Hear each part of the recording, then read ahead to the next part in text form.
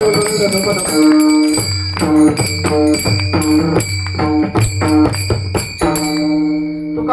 म्हणे बिंब छाया ठाई पावली विलया.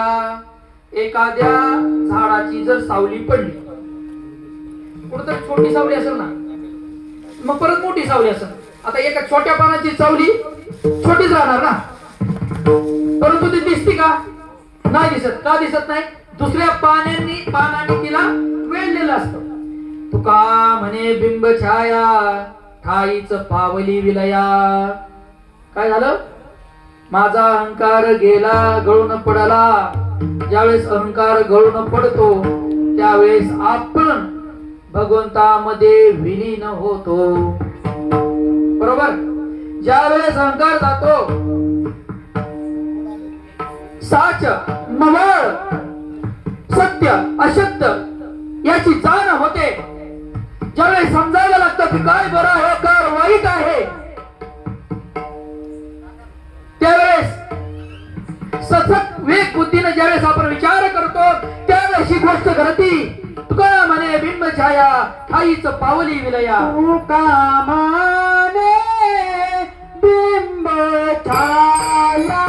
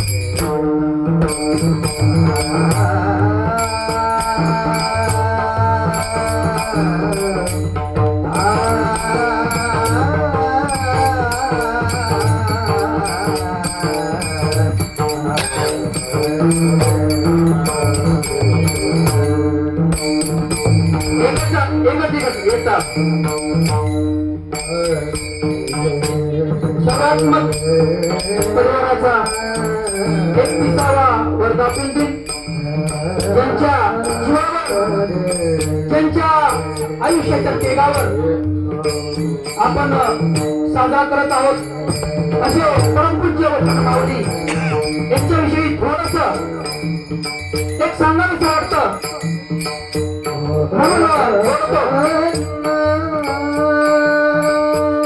पिता रामचंद्र आणि माता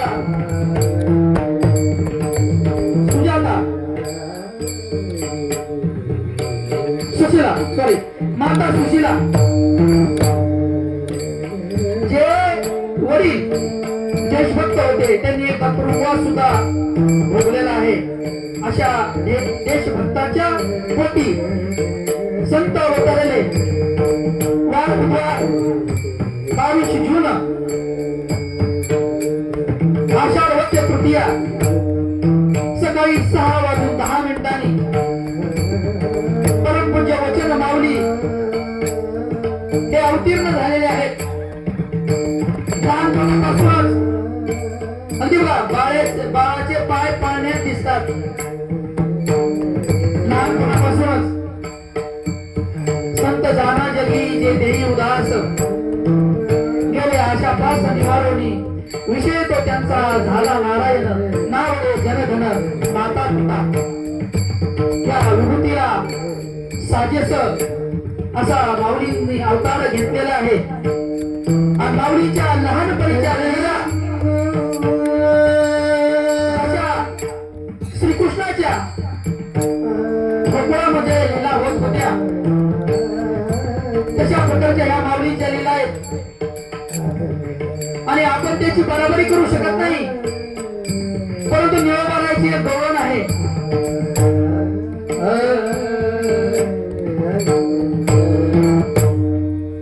यशोदे ग बाळ तुझा ताना आणि कृष्ण तुझा ताना हे गोकुळात गाली दिसगाना. आणि कृष्ण तुझा हे गोकुळात गाली दिसगाना. हे गोकुळात गाली दिसगाना. गोकुळात गाली दिसगाना.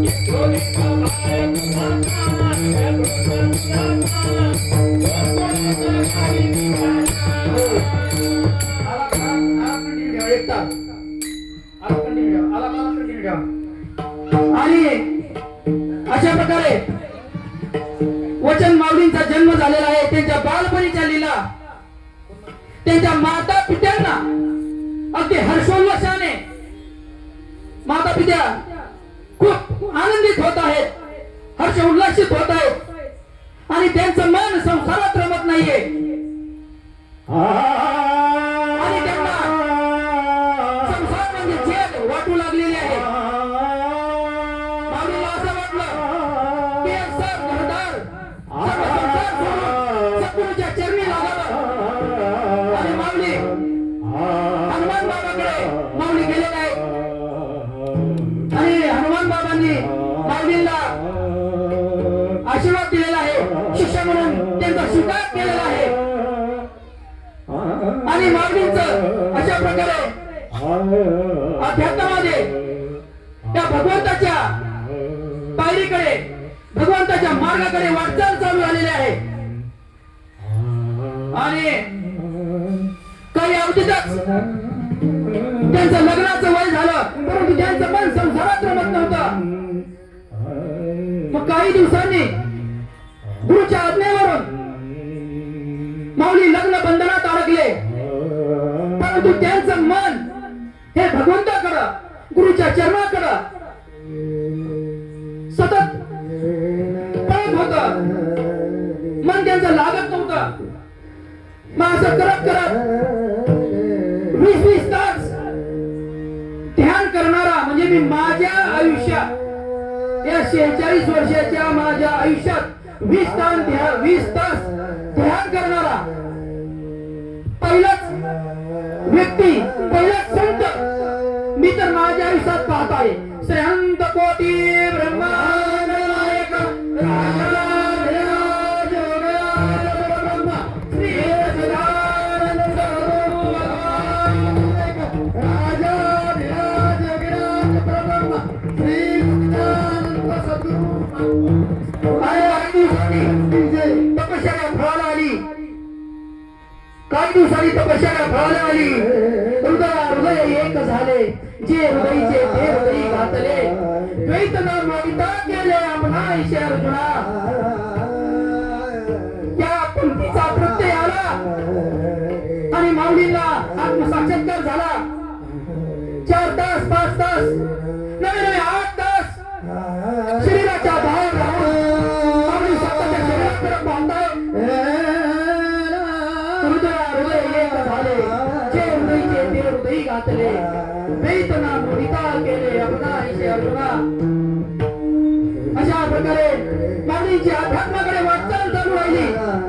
संसार नको सांगतो लागला आणि परत काही शिष्यगण जमा करून एकत्र येऊन अध्यात्मातला सोपा मार्ग जे जे मधला पाहतील ते माझ्या श्रेष्ठचे होतील आणि एवढी ताकद लागते. हा आशीर्वाद द्यायला हे कुणाचं स्वराज्याचं काम नाहीये. हे अशी आली वाटो आणि उडून गेलेले ह्या लोकांचं काम नाहीये. ते यासाठी खूप धुराचा खूप दूरवर आलेला भगवंत प्राप्त झालेला नवे नवे भगवंताची करून नवे नवे भगवंत आणि तो हा शिवा येऊ शकतो ज्याचे मतला पाहतील ते मतवणी श्रेष्ठची होतील क्षणाक्षणाने श्वासाश्वासाने मृत्यू तुमच्या जवळ आणि जवळच येत आहे त्या मृत्यूने तुम्हाला त्याची मागणी आली भगवंताच्या पायाला तुम्ही त्याची मागणी पाहिजे हा साधना ही सावधानता आहे या वेड्या जगाला भोळ्या भाट्या जनतेला नाम ध्यान सत्संग सेवा या चार पर्यायी मार्ग देऊन हा भगवंताकडे घेऊन जाणारा हा अवलिया हा संत हा सज्जन हा भगवंत स्वरूप परमात्मा आणि तो फक्त आपल्यासाठी आणि आपल्यासाठी फक्त आहे तुम्हासाठी बोलते हे जनांमध्ये खरे डोळा म्हणून कळवा येतो म्हणी या तुकाराम महाराजांच्या उक्तीप्रमाणे हे सद्गुरू दिवसाची रात्र एवढं शरीर आजारी असताना मग किती पाप खावी माणसानी किती सहन करावं किती पोटात घालावं प्रत्येकाचं पाप डोक्यावर घ्यावं आणि स्वतः आजारी पडावं अशा प्रकारे शरीराची सुद्धा चिंता न करता हा आपल्या रात्रंदिवस त्या परिवारासाठी झटत आहे आणि त्यांनी लावलेलं हे छोटं रोपं आज मोठ्या वृक्षात त्याचा रूपांतर झालेला आहे हिरवगार शेवटं अभियानाद्वारे त्याचा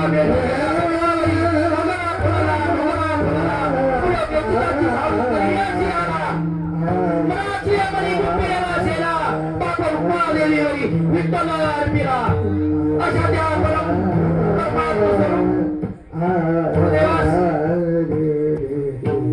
सर माझ्या वाणीतून माझ्या कीर्तनाच्या बोलीतून सकाळी चुकीचा शब्द गेलेला असेल माता भगिनींना तो आवडला नसेल तर ते माझ्या कृतीचे दोष समजा आणि उदाहरण करणारे